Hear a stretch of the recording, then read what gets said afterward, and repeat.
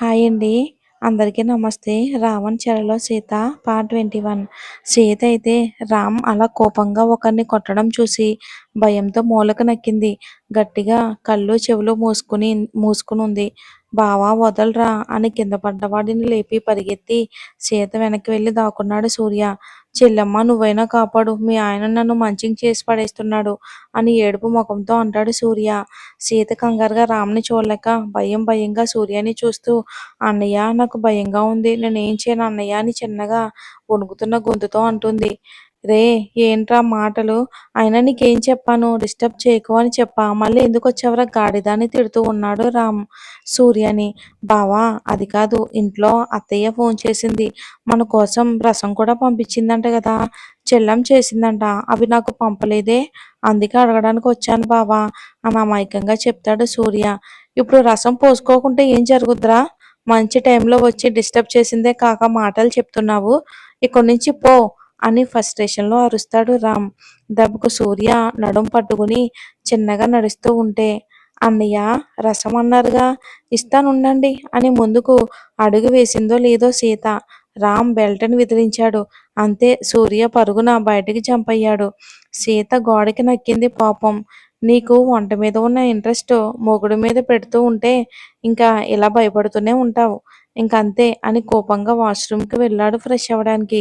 Fresh అయ్యి బయటికి రాగా అక్కడ చైర్లో కూర్చుని వడ్డించడం ఏమైనా ఉందా, లేకపోతే ఇవి కూడా పస్తులేనా అని లోపల వేడికి మండుతూ ఉంటే అంటాడు రామ్. ఇంకా సీత కంగారుగా వచ్చి రామ్కి ప్లేట్లో పెట్టి అందులో తన తెచ్చినవన్నీ పెట్టి సైలెంట్గా నిలబడుతుంది. ఏంటి నువ్వు తిన్నావా అని బేస్ వాయిస్లో అరుస్తాడు రామ్. కిస్ మిస్ అయింది అన్న ఫ్రస్ట్రేషన్ బాబుది. తిన్నానండి అని సీత కంగారుగా అంటే తన చేతిని పట్టుకుని తన ఒడిలోకి లాక్కుని తన గొంతు పట్టుకున్నాడు. అంతే, దెబ్బకు షాక్ అయ్యింది పాప. భయంతో, నా దగ్గర నాటకాలు ఆడితే నీ అన్నకి ఎలా పడ్డాయో చూసావా, దానికన్నా డబల్ పడతాయి అని ప్లేట్లో రైస్ కలిపి సీత నోటి దగ్గర పెట్టగానే సీత కంగారుగా చూస్తూ మీరు తినండి, నేను తింటాను అని అంది. అంతే, ఈసారి పాప నోటి నుంచి మాట కాదు కదా, చిన్న సౌండ్ కూడా రాలేదు. ఎందుకంటారా, బాబు తన పెదవులతో ముద్దు పెట్టి లాక్ చేశాడు. ఇక ఎంత డీప్గా అంటే తను మాట్లాడలేనంతగా. ఇక సీతకి ముద్దు రుచిని చూపించాడు. పాపం సీత ఇంకా అలానే షాక్లోనే ఉంది. ఇంకొక 10 నిమిషాలకు సీతకి ఊపిరి అందటం లేదు. మెల్లిగా తనని వదిలాడు. తల దించిన తల ఎత్తకుండా ఊపిరి భారంగా తీసుకుంటుంది సీత. రామ్ కూడా మెల్లగా వాటర్ తాపించాడు సీతకి. మెల్లిగా గోరుముద్దలు కలిపి పెడుతున్నాడు రామ్ సీతకి. సీతకి అలా రామ్ గోరుముద్దలు కలిపి తినిపిస్తూ ఉంటే మొదటిసారి చిన్నగా రామ్ కళ్ళల్లోకి చూసింది ఎంతో ఇష్టంగా సీత. ఈ 3 రోజులు రామ్ని చూడాలి అంటే భయపడే సీత మొదటిసారి రామ్ని ఇష్టంగా చూసింది తన కళ్ళల్లోకి. పాపం సీతకి ఆ ముద్దులోనే ముల్లోకాలు కనిపించాయి. ఎంతలా అంటే తనకి రక్తం వచ్చేంతలాగా. ఒక 10 నిమిషాలకు సీతకి ఊపిరి భారం అవుతుంది అనగా మళ్ళీ తన్ని నెమ్మదిగా వదిలి మళ్ళీ తన వైపే చూశాడు, మళ్ళీ ముద్దు పెట్టి. సీతకి సిగ్గో భయమో తెలియదు. దించిన తల ఎత్తకుండా మళ్ళీ చేతులు నలుపుకుంటూ ఉంది.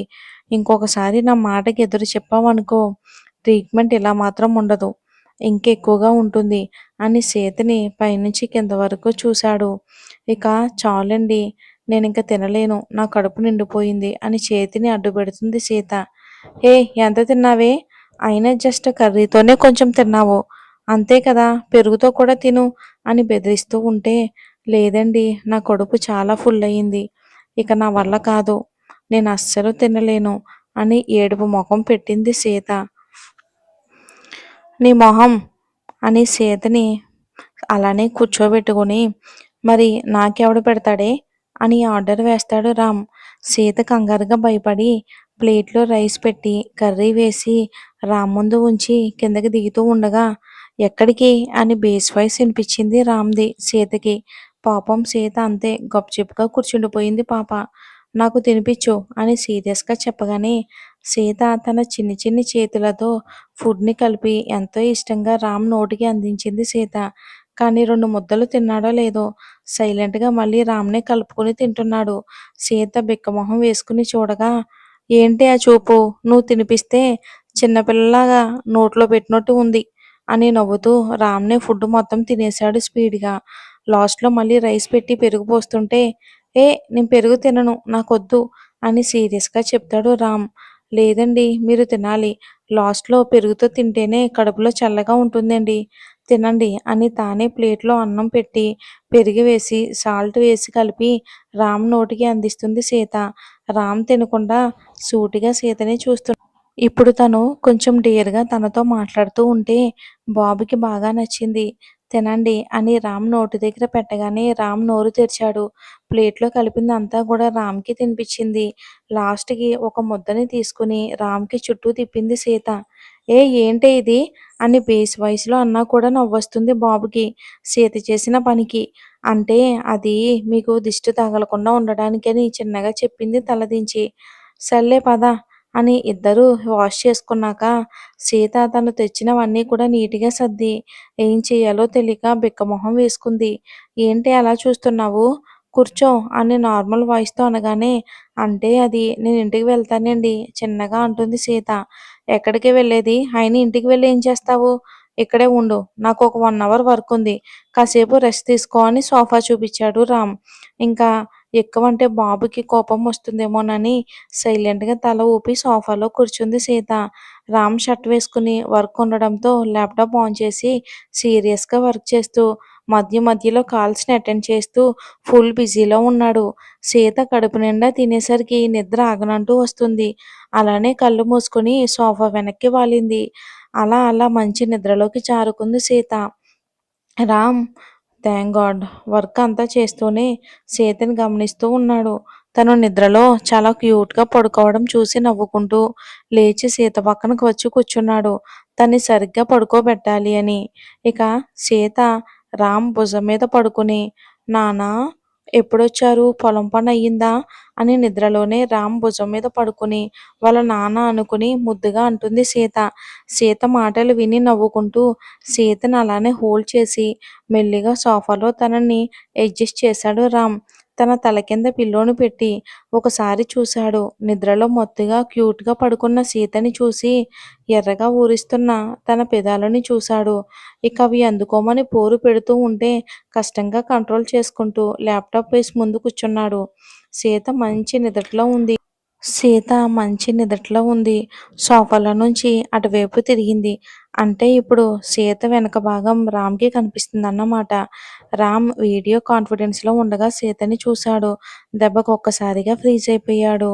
ఇక ఇది నన్ను ఈరోజు వర్క్ చేసుకోనివ్వట్లా లేదు అని అనుకున్నాడు. సీత తలలో మల్లెలు కిందకి వచ్చాయి. తన జుట్టు చాలా పెద్దదిగా ఉంటుంది. అందుకని మొత్తం సీత పైనే ఫోకస్ చేయటం స్టార్ట్ చేశాడు. ఇంకిది నన్ను వర్క్ చేసుకోనివ్వదని నిట్టూర్చి తన వర్క్‌ని అక్కడితోనే స్టాప్ చేసి ఇక సీత దగ్గరికి వెళ్లి కూర్చున్నాడు. సీతని ప్రేమగా హత్తుకున్నాడు. అసలు నాకు మ్యారేజ్ అన్న ఆలోచనే లేదు. అమ్మాయిల వైపు కూడా చూడను. అసలేంటి నేను ఈ అమ్మాయి వైపు అంతలా చూస్తున్నాను. ఈరోజు నన్ను పిచ్చివాడిని చేస్తుందిది అని అనుకుంటూ సీతను అలానే చూస్తూ ఉన్నాడు. ఒక్కసారిగా రామ స్పర్శతో సీత నిద్రలో నుంచి మెలుకువొచ్చింది. ఎందుకంటే రామ్ తనని గట్టిగా హత్తుకున్నాడు. సీతకి నిదట్లో ఒక్కసారిగా ఉలిక్కిపడింది. ఏమైంది అని కంగారుగా లేచి నుంచుంది. కళ్ళు తెరవలేక తెరవలేక అలానే ఉంది. రామ్ టచ్‌కి తనకు తెలుస్తూ ఉంటుంది. సీత తన్ని ఎంత నెట్టడానికి ప్రయత్నించినా కూడా తనకి చీమ కుట్టినట్టు కూడా ఉండట్లేదు రామ్‌కి. రామ్ అసలు సీతని వదలడమే లేదు. మరేం జరుగుతుంది అనేది వచ్చే ఎపిసోడ్‌లో చూద్దాం. Thanks for watching.